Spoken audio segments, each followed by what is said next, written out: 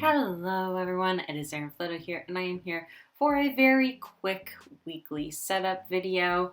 So I decided that this week I just need to have a lot of very big lists.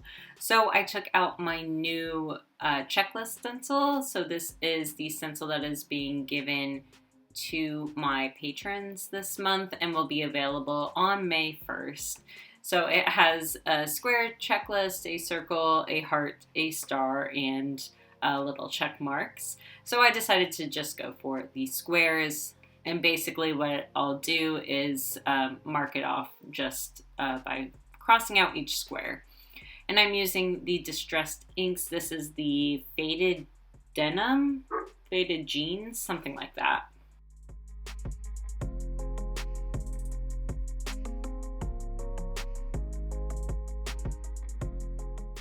So I'll be having a section for business tasks, for work tasks, for home tasks, and then an order list. So this is something that I did last week and that I've done a couple weeks in the past, where I just put the names of the people that I owe orders for or that are due that week, and put them on a list just so that it's at the forefront of my mind. I do have a whole separate business planner, and I have like Monday.com lists where I organize all these things, but I do return to my planner every single day, so it's nice to have that list there so I don't forget anything. So on this left-hand side, I am just putting the days of the week, and so that is going to be my events section. I decided not to do weather this week, although I kind of wish I had because the weather is being very crazy. It's going from a very nice 60 degrees to rainy to snowing and then back to rainy and then back to partly sunny. So I kind of wish I had thought about that while I was setting this up, but alas, I did not.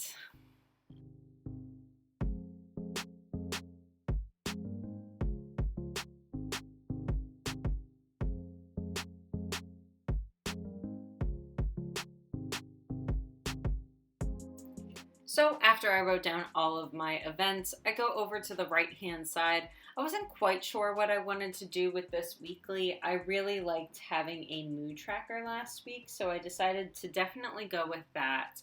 So that top section is going to be where I track my moods, doing some mood lettering. And then under that, I also have a section for top priorities.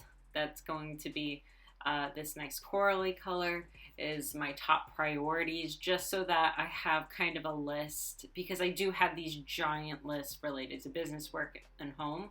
So it's nice to just kind of break down what's the most important thing from those giant lists, since I'm not doing things on a daily basis. And then under that, I decide to go with a habit tracker. My habits that I'm tracking this week are a little different. I'm trying to be better about a lot of things. I have not been good at cooking from home.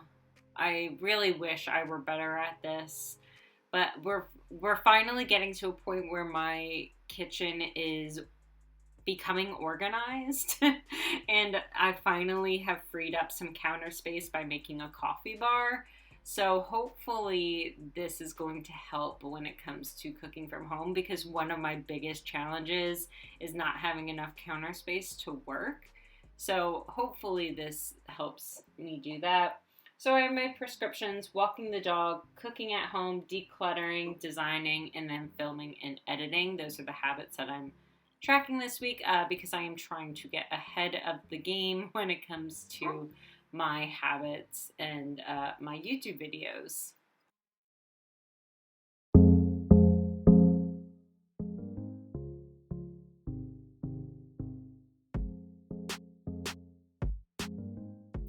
So that is pretty much it for this weekly. I am trying to keep things super simple. It has been really helpful to disconnect my tasks from the actual day that I'm doing the tasks by just listing everything. I'm really enjoying having these big long lists. whether it be the Alistair method that I had last week or this kind of setup where I just have a long list of business tasks and things like that. So I hope this gave you some inspiration for a spread that you can do in your own bullet journal. Thank you so much for watching, and I hope that you love this video. If you do, please like, subscribe, hit that notification bell, all that kind of jazz. I will see you next time. Bye, everyone.